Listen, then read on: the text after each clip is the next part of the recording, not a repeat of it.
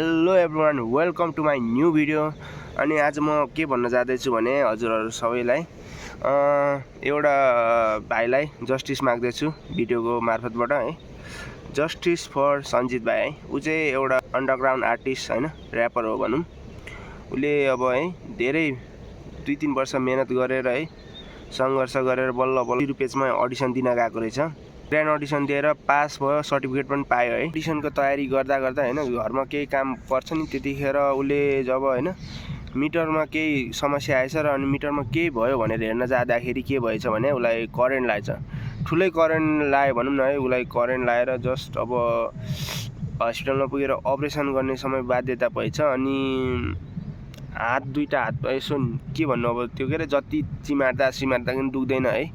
अनि पेटको अपरेसन गरेछ, छालाहरू सबै डढेछ है।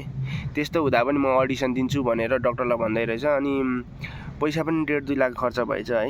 अब के भन्नु, गाह्रो भयो भनौँ। अब त्यसपछि के भन्यो भने त्यो भाइ चाहिँ कति हैन ऱ्यापप्रति हैन क्रेजी रहेछ भने बुझेँ कि जस्तै अब त्यस्तो ठुलो घटना घट्यो हैन, उसलाई उसको त्यस्तो हालत छ, त्यही पनि म अडिसन दिन जान्छु भनिरहेछ हैन। डक्टरसँग अनुमति मागेछ। अनि डक्टरले जब हुन्छ नि अपरेसन गरेर 3-4 दिनपछि यसो ल ठिक छ व्हिल चेयरमा भयो नि जाऊ न भनेपछि अनुमति पाएपछि ल खुसी अलिकति हुन्छ नि त।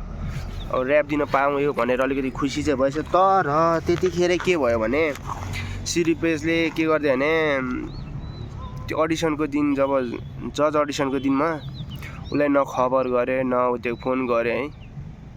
त्यस्तो गर्दा उसलाई चाहिँ अनि अलिकति हैन ठ्याक्कै दिमागमै पुगेर डिप्रेसन जस्तै भनौँ न, उसलाई कस्तो भएछ र ऊ ऱ्यापप्रति त्यति क्रेजी छ क्या। उसलाई कस्तो म त अब दाइ डिप्रेसनमा गएको जस्तो फिल भइरहेछ। मलाई त्यस्तो घात गरे सिरिपेजले है। यस्तो गर्न नहुने हो। हामी अन्डरग्राउन्ड आर्टिस्ट हैन, ऱ्यापरहरूलाई धेरै मेहनत गरेर बल्ल बल्ल आफ्नो सपना पुरा हुन्छ कि भनेर आएको है। त्यो भाइले त्यस्तो भन्दा कस्तो मन दुख्यो मेरो चाहिँ है। अब आफ्नो सपना पुरा नहुँदा कसको मन दुख्दैन है, सबैको दुख्छ। किन जस्तै उसको मेहनत कलालाई नबुझे जस्तो गरे है सिरिपेजले चाहिँ। जस्तै अन्डरग्राउन्ड आर्टिस्ट होइन ऱ्यापरहरूको त उसको त त्यो सिरुपेज समथिङ त्यो हिपहप नेपहपहरू त उसको सपना पुरा गर्ने ठाउँ होइन र। उनीहरूलाई अब त्यत्रो मेहनत गरेको उसलाई त्यो कि सुरुमै आउट गरेर यसो झुटो आशा नदेखाउनु। अब पास गयो, सर्टिफिकेट दियो, अनि त्यसपछि चाहिँ के अरे नबोलाइदिने है। उनीहरूको मेहनतको केही कदरै नभएको, कलाको मतलबै नभए जस्तै उनीहरूले किरा जस्तै ब्याट फाल्दै जस्तो भयो। त्यस्तो गर्न चाहिँ नहुने हो। उसले डक्टरलाई के भनेछ भने म व्हिल चेयरमा भयो नि ऱ्याप गर्छु भनेर यसो बिन्ती गरेछ डक्टरलाई हैन। डक्टरले अब मन्जुरी दिएछ र ऊ अहिले कस्तो भन्छ नि, अब ऊ ऱ्यापप्रति धेरै पागल हो कि। जतिखेर देखिरहेको थिएँ घरमा गाली खाइ समाजको गाली मतलब नगरी ऱ्याप अन्ली ऱ्याप है। जहिले ऱ्याप के जतिखेर पनि ऱ्याप है। ऊ चाहिँ ऱ्यापमा यति क्रेजी थियो भने बुझौँ न। अनि उसले के भन्यो भने मलाई दाइ सिरुपेजले यस्तो घात गर्यो है। मलाई न अडिसनको बेला न म्यासेज गर्यो न कल गर्यो। हामीलाई त अब उनीहरूले पहिल्यै भनेको हुन्छ, जस्तै ग्रान्ड अडिसन दिएर सर्टिफिकेट पाएपछि अब म तिमीहरूलाई कल गर्छु यतिखेर हुन्छ भनेर सम्पर्क गर्छ नि त। उसलाई थाहै नदिएपछि कसरी जाने? उसको मेहनत होइन सबै खेर गएन त। त्यसैले त्यो सिरुपेजले चाहिँ बुझिदिनु पऱ्यो त्यसरी है। अरूको मेहनतलाई होइन ख्यालठट्टा गर्नुहुन्न प्लिज है। सिरुपेजसँग बिन्ती छ उसलाई अडिसन दिन पाऊँ। उसको कला अब तपाईँहरूलाई राम्रो लागे त राख्नु, नराम्रो लागे त फाल्ने तपाईँहरूको जिम्मा हो नि त। तर उसलाई अडिसन दिने मौका त पाउनु पऱ्यो नि। उसले त्यत्रो सङ्घर्ष गरेको होइन, जस्तै देखाउन त पाएँ नि।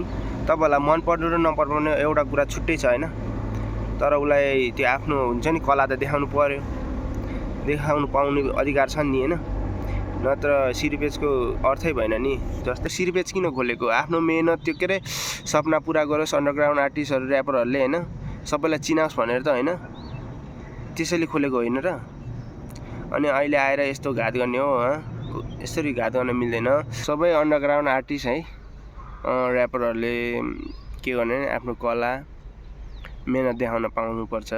सिरिपेज खोलेको किन भन्दाखेरि सबै अन्डरग्राउन्ड आर्टिस्टहरूको मेहनत र होइन कला हेर्नलाई, सबै सामु देखाउनलाई, देशमा देखाउनलाई खोलेको होइन र। गेट विल सुन है मेरो भाइ, अनि चाँडो रिकभर हुनु। अनि सिरिपेजसँग चाहिँ मेरो के बिन्ती छ भने भाइलाई सारा संसार सामु होइन एकचोटि ट्यालेन्ट देखाउने मौका पाऊँ। अनि माया सपोर्ट देखाइदिनु होला सबैजनाले। म चाहिँ त्यो भाइको फेसबुक र टिकटक आइडी यसमा राखिदिन्छु, अनि यसो चेक गर्नु होला, भिजिट गरिदिनु होला उसको फेसबुक र टिकटक आइडीमा। उसको ऱ्याप कस्तो लाग्यो होइन आफ्नो प्रतिक्रिया दिनु होला कमेन्टमा है त। धन्यवाद।